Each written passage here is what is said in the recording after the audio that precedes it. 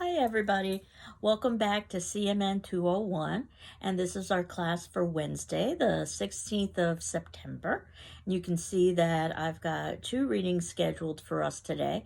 The first from our Nightmares text entitled The Origins in Film Gothic, which is chapter 1, and also in the text horror film Genreification, chapter 1. And if some of you happen to be in my Gothic literature class, then you might see some overlap here. In terms of the origins in film Gothic, on page 3, if you had the text, the version that I ordered, I think they give you a very nice definition that horror film is a history of anxiety. That horror film is a history of anxiety. And I think that's something that will be quite evident as we view the films over the course of the semester.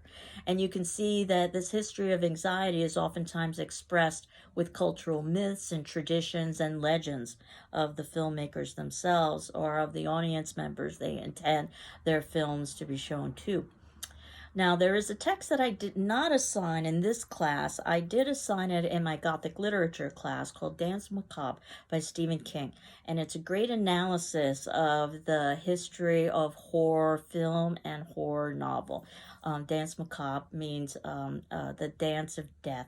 And basically, it's a medieval concept where skeletons would dance over your grave, and the idea that we all have to confront this universal fear of the unknown, which ultimately is best exemplified by death itself.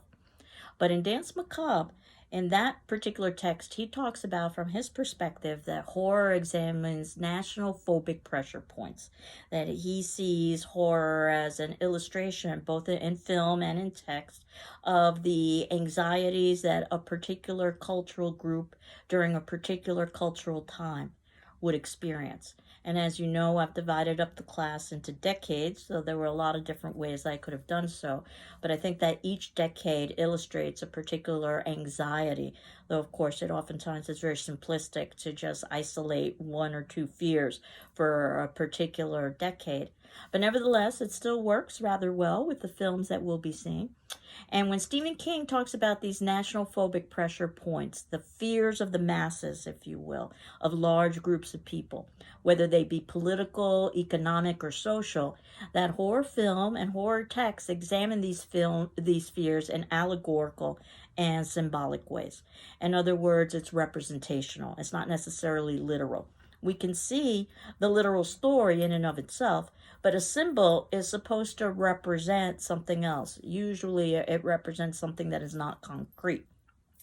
So if you wanted to think about something like a flag, for instance, which is a concrete thing, it is representational of patriotism, which is not a concrete thing. Though sometimes symbols are a little bit less obvious than the example that I've just given you. And in the horror films we'll be seeing, we'll see that some of the symbols are obvious, but some are not. Just like when you examine literature.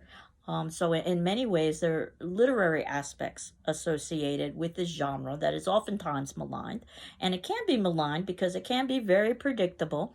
But that said, it can also be very creative and very unique. And Stephen King talks about, from his perspective, that he thinks of three levels when we talk about horror and when we talk about Gothic.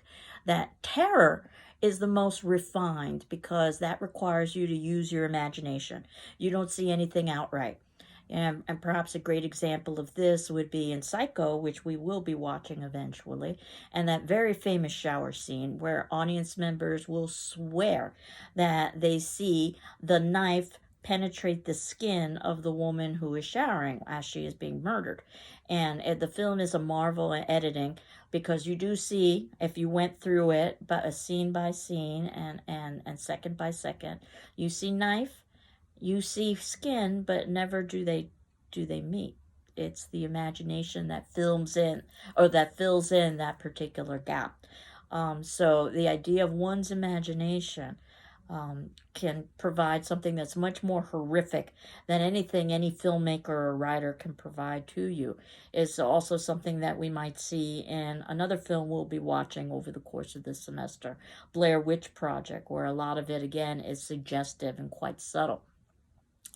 From Stephen King's perspective, even though, as I had indicated, that frame by frame, if you went through Psycho, you'd see that it was your imagination that was supplying the horror, not necessarily the filmmaker. It doesn't necessarily mean that all films and all texts have to rely on horror in order to be, or on terror in order to be effective. Some of them might rely on horror, and his definition of horror is that this is a kind of mid-level refinement. It's not entirely of the mind, so you're not completely using your imagination. You might be shown something by the filmmaker, but that can also evoke the same level of fear response. And then he talks about a third level, which he talks about being the lowest level of refinement, what he calls the gross out. And that this is where revulsion is being used. Think about Blood and Guts, for instance. And that Stephen King, in Stephen King's own way, says he's not proud. He'll use any of the three or all of the three, if necessary, in order to achieve his goals, which is to bring about fright to his audience. And while we aren't reading Danse Macabre in this class, though I highly recommend it if you are interested in the genre of horror, I did want you to read his short essay, which is about a page and a half or so, of why we crave horror films. And you can see that this is in the notes below this video with a link. So it's a hyperlink, so you should just be able to click on it and it'll get you there. And Stephen King talks a little bit about that odd dichotomy of something being fearful so that we want to avoid it, but yet it also is attractive at the same time, and we want to experience it, which is what we oftentimes find in horror film. He talks a little bit about catharsis, which is a Greek term, emotional purging, and the idea that we can exercise emotions through actually reading about them or viewing them rather than experiencing them ourselves. The whole phenomenon of going to see a sad movie that makes you cry, normally you wouldn't want to cry in real life, but the idea is that you want to experience the emotion of crying, but without it having the kind of high stakes that it would if it were happening in your personal life. Because if a character dies in a film, you understand that that's just an actor. It's not as if this were a family member that actually died in your real life, which would be a very different sort of situation. And there would be no enjoyment in that in the way that there might be enjoyment in watching a film. So the term Gothic, and again, some of you will recognize this from my Gothic literature class. It's an architectural term. When we talk about Gothic architecture, we usually talk about cathedrals and these huge spires and this excess in terms of decorations. And it's also a historical term. The German Goths, which were a conquering tribe, they were known as barbarians. So, and at the time, Gothic architecture, even though now it's considered to be quite majestic, the time it was considered to be somewhat excessive and barbaric. So Gothic was sort of associated with the barbaric. And then the first Gothic novel was written in 1764 by Horace Walpole, entitled The Castle of Otranto. And that is considered to be the first Gothic novel because it helped to lay some of the conventions that we assume that we will find in Gothic that eventually were translated over into horror. I can tell you that it's a poorly written text, but that said, it established conventions such as a monster or some sort of villain, a haunted castle, which could also be a haunted house as well, some damsel in distress, a hero, decay, decadence, madness, obsession with the past, possible supernatural, that which defies the natural order, that which defies science, dark and gloomy setting and atmosphere. Atmosphere is all important. The idea of us versus them, and also the idea of doubling of twos and sometimes threes, which you might have heard of in relation to the doppelganger. And that, again, these tales, because they follow conventions, are repetitive, yet good Gothic tales and good horror tales can be creative because they're doing something new. The 1800s is really the height of what we call the Gothic novel, and this would be during the Victorian period, and you are probably familiar with some of these novels, even though you may not have read them. In part, you may be familiar with them because of their film adaptations. Frankenstein, Dracula, Dr. Jekyll and Mr. Hyde. When you think about the Universal Studio monsters of the 1930s, and that was their heyday, basically, in terms of film and leading to them becoming basically cultural icons. The themes we find in these Gothic texts are things such as good versus evil, health versus illness, truth versus deception, inside versus outside. Think about the idea of the inside of the body and bodily fluids as opposed to the outside of the body and the mixing of the two. Madness versus sanity, reality versus fiction. I think some of you were talking about that. That was in fact one of your fears, is that how do you know that you are perceiving what is truly real? The abnormal versus the normal, which can be a very subjective construct, because basically it's the group at large that determines what is considered to be normal. So early Hollywood filmmakers were oftentimes immigrants, and they oftentimes used the myths and superstitions of their cultures and of the old world. And they oftentimes gave stories where at the ending we would have a restoration of order. In other words, this idea of the other, if you've ever heard that term, that which is different or alien from us, is vanquished.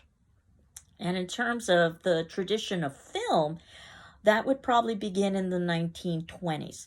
Though I had talked about the Gothic novel started as early as the 1700s, though its heyday was in the 1800s. The 1920s, you can think about what was happening in our society and World War I and the concern with death and disfigurement. That'll be very important in terms of the first film we'll be watching, the Cabinet of Dr. Caligari, which was filmed in the 1920s and is considered to be by many arguably the first horror film ever made. The 1930s was an example of the escapism desired by those individuals living in the Depression, and I think you can see that in many of the Gothic novel films that became these pop cultural icons and part of the mainstream. The Frankenstein, the Dracula, the Dr. Jekyll and Mr. Hyde. This was a way where you could criticize outsider, but you could also escape the horrors of your own life. The 1940s is where we've got World War II and the concern with psychology, particularly abnormal psychology, the idea that we ourselves are the true monstrosity, which we will actually see with the film that I had assigned for the 1940s, which happens to be Cat People. The 1950s, where we get an emphasis on things like communism. Again, some of the concerns about the political tensions, democracy versus communism. Space age. And, of course, the threat of nuclear war and nuclear annihilation. This is where we also get a good number of independent filmmakers beginning to make films. So when you've got a film in the 1950s, something like The Invasion of the Body Snatchers, you'll see that many of those themes are illustrated in that particular film. The 1960s was a particularly turbulent time in the United States. And while we could talk about horror film in a lot of different other cultures, basically we're focusing on the United States. The 1960s is where we get perhaps films that examine the collapse of the American dream. I think this is illustrated very well with something like Psycho, for instance, where basically no place is necessarily safe. And what seems like safe suburbia maybe is not. And also films like Night of the Living Dead as well, where we see that family units can no longer protect you from horrors. The 1970s has oftentimes been seen as a time where you examine the taboo in our society. And I can't think of a better illustration of something like The Exorcist, which I guess from Stephen King's perspective would very much illustrate the gross out. When we get to The Exorcist, we'll talk about how this film and text, it was based on a novel, oftentimes misread and misunderstood, the focus being on the possessed girl. But if you look at the title, it's not about her at all. It's about the exorcist, the person who is conducting the exorcism. Actually, there are two priests who conduct the exorcism. And when you view the film from that perspective, I think you get a very different kind of experience. But definitely, if you see The Exorcist, and eventually we will if you haven't already, you can know that lots of cultural taboos are broken in that film. And in fact, audience members reacted quite violently to it. There's even a story of someone attacking the screen of trying to kill the demon. But we'll get to that when we get to The Exorcist. The 1980s, and this is usually the time of Ronald Reagan, and we talk about a return to conservative values. And the slasher film has oftentimes been read as a return to conservative values, where the promiscuous are punished and evil is vanquished, at least for a while. And we'll talk about whether we agree or disagree with this, and whether or not that was the reason why the slasher film was had so captured the American imagination in the 1980s. As I talked about, we will be watching Halloween, which technically was in the late 70s, but helped to establish the genre of the slasher film that was so popular during the 1980s. The 1990s, and this is the birth of the internet and the embracing of technology. And when we watched the Blair Witch Project, I definitely wanted to talk about the influence of film and technology, as well as lots of other things that could be related to the 1990s. But I don't think that this found footage film, which is one of the first found footage films that appeared, is just coincidental. I think it's very much a commentary on the ability that we as individuals now, or did have in the 1990s, and certainly now have, to be able to use technology to record events.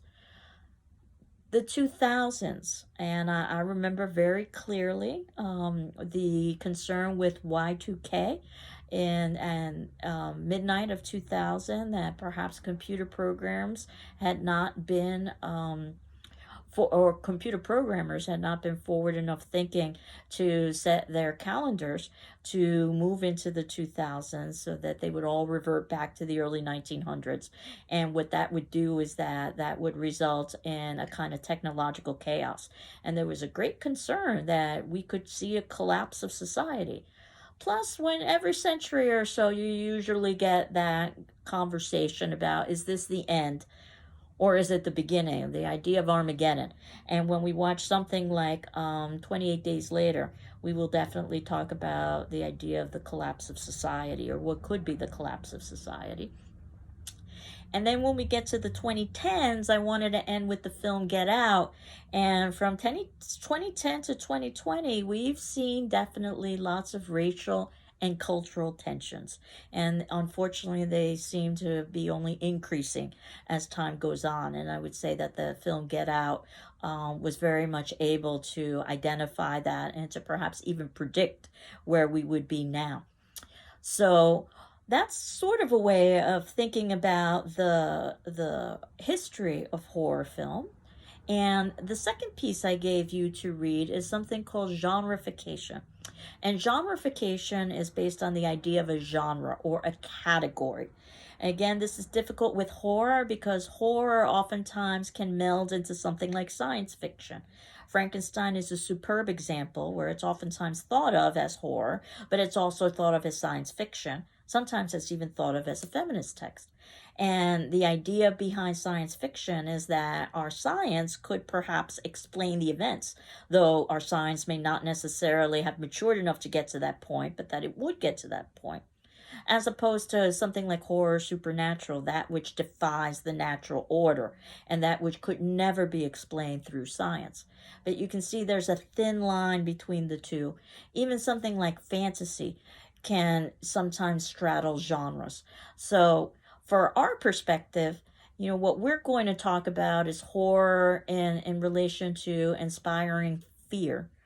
Though, of course, there are lots of different ways that fear can be inspired. That said, I'm hoping that all of these films have at least the possibility of some supernatural element embedded within them, that perhaps would qualify them more in the realm of horror, as opposed to a thriller, or opposed to science fiction. And in terms of film has an early tradition with being linked with feared. Early photographs, for instance, were very much feared because it was thought that a photograph would steal the soul of the individual.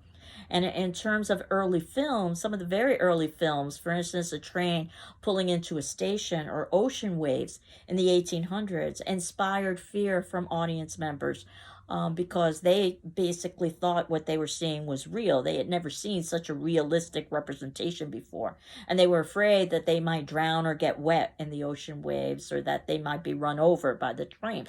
As laughable as that might sound now, because obviously our cinematic techniques are much more sophisticated than they were in the early days of cinema.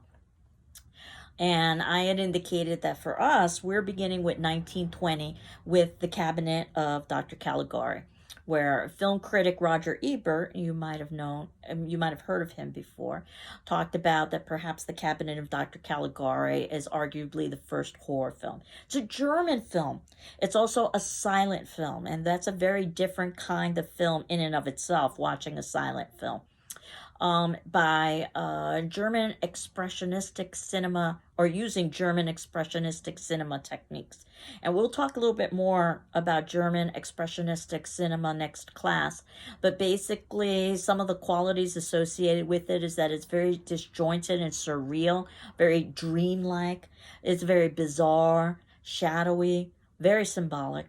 Lots of madness and death and insanity. You might have heard of the film Nosferatu, which happens to be a bootleg version of Dracula, by the way, a horror film that we will be watching. And Nosferatu is a great example of German expressionistic cinema. But Dr. Caligari definitely falls into that category. And you can see that I've included a link to that particular film because I would like you to watch that film. It's approximately an hour and a half long or so. And eventually, what you will be doing is writing a journal about Dr. Caligari. That what we've talked about thus far in our texts have just basically been orientation for a class in horror film. Now we actually get to watch the films and to comment on the films and critique them on our own. And that's where most of your writing will be for your journals. Though you can certainly reference any of the texts or ideas that we've talked about thus far. So a journal, I'm thinking of it as a place where you can write reflections and observations, comments, even questions. Sometimes the questions are a lot more important than the answers for each of the films that we will be watching. And your first journal will be based on the first film, which happens to be Cabinet of Dr. Caligari. So your assignment for this class, so to speak, is for you to watch Cabinet of Dr. Caligari. We'll talk about it next class. And then you can see that you've got a journal due on the 23rd on the Cabinet of Dr. Caligari. But if it turns out that you wanted to wait a little bit until we had more of a class discussion about the actual film itself, feel free to do so, and you can hand in your journal the following week. You can see that the way that I structured the class, you wouldn't have a journal during the following week, so it's just a question of, do you want to hand in a journal on the 23rd, which would be our next class on the Cabinet of Dr. Caligari, or would you prefer to do so on the 30th? And both are fine, depending on how comfortable you feel with responding to the film itself. But I'm quite curious to hear what some of your thoughts might be about that particular film. And you can hand in your journal to my email via PDF. I'm working with a new grading program right now, working the kinks out of it, and I think it'll work best with email and PDF, but if I find something different, I will let you know. And I'm thinking about a page or so of observations, but you can write as much or as little as you'd like. And throughout the course of the semester, you will be writing journals on all of the films that we are watching over the course of the semester. Therefore, by the ending of the semester, you should have some written commentary on all of the major films. That said, we also will be talking about in the future the final project, which is where you get to focus on a particular area, whether it be a film or a theme or something related to our topic. And you can be creative, or you could do a traditional academic paper. We'll talk a little bit more about that over the next couple classes. Perhaps the Cabinet of Dr. Caligari will inspire you for a final project, but there are lots of different ways you could proceed. I've even had students do their own short horror films So again, you can be creative if you'd like. Today's attendance question, and this will be for our class discussion forum due Thursday, the 17th of September by 6 p.m., which is 24 hours from when our class would normally meet on Wednesday at 6 p.m. But certainly, if you need more time, just ask me, and I'll be happy to give you an extension. I'm flexible with due dates, especially in our current time period. I wanted to ask you about the ending of the film.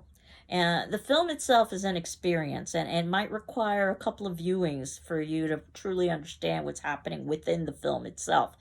So don't be surprised at that. But I'm curious to know what you think of the ending, which actually was not the original ending. They changed it. But what do you think of the ending of Dr. Caligari and why? And of course, that's going to necessitate you watching the film and then trying to make sense of the ending, which might not be very sensical. But remember, we're watching German expressionistic film, which means we're dealing with sanity and insanity. So I'm curious to know just what your feelings were about that ending and why. Again, no right or wrong answers necessarily. We'll talk about the film much more in depth next class. And again, if you wanted to wait until I've talked some more about the film, you can wait for your journal and hand that in on the 30th. If you're feeling comfortable and you want to hand in a journal next week, you can do that as well. So I hope you're well. I'm well. And I hope you all enjoy The Cabinet of Dr. Caligari. Take care. Bye-bye.